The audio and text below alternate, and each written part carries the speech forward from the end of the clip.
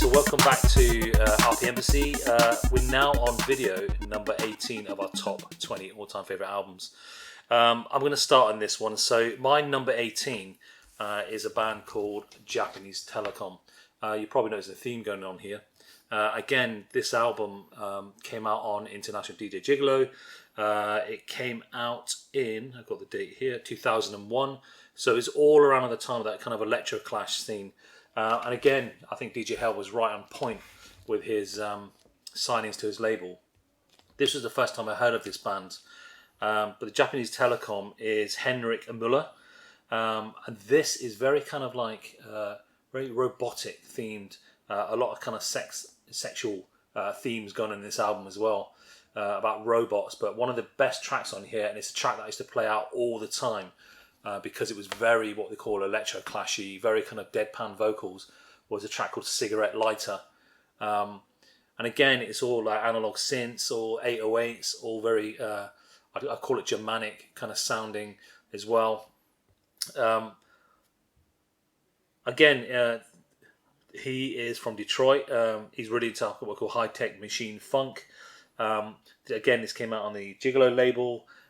This album now is kind of worth quite a lot of money. It's just been reissued recently on Clone Records. And this was the original, came out in 2001 on Gigolo. If you haven't heard of Japanese Telecom, you've got to check these guys out. Incredible. I love every track on this album. I was going to pick out another one for the top 20, but I thought I'd just keep it to one. So it's this one, and it's Virtual Geisha, or Geisha, from Japanese Telecom.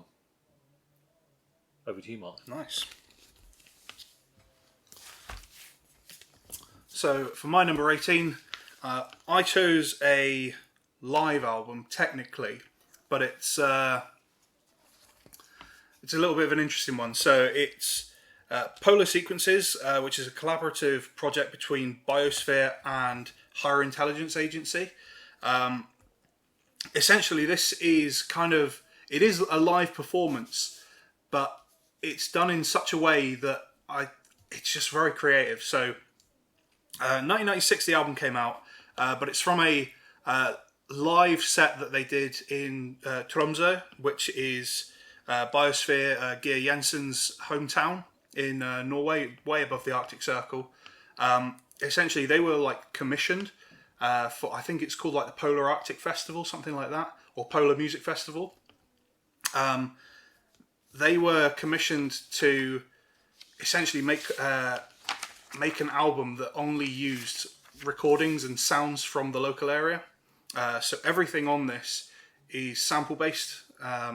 So you've got things like dockyard sounds, sounds of like the ski lifts or the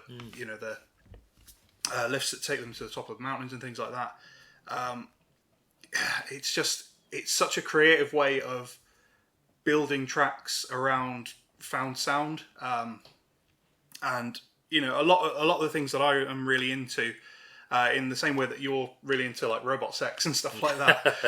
I'm really into like that kind of like sampling element, and not necessarily just in the way of like plunderphonics and stuff like that, but like things like this, like real creative use of minimal sounds to build what are essentially like full techno soundscapes. And this album especially, I wouldn't say it's necessarily my favourite from either of them. For Biosphere, I would ordinarily pick Substrata, which in terms of ambient music is like a legendary album. But this one, like the fact that it's built live just really, really seals the deal for me. The intro track, Sumerian Shaft, that one, like that could be in any horror That's film a great or title like as well. that. I like that. Yeah, it's so moody and so different, and there's something to appreciate about the fact that that those sounds, they're not coming from a synthesizer where I could make the same sound. Like every single sound on the album is something that they've built and handcrafted from recordings, and yeah, it's so moody and so different to anything else that you would get in the sort of ambient genre, and it really does kind of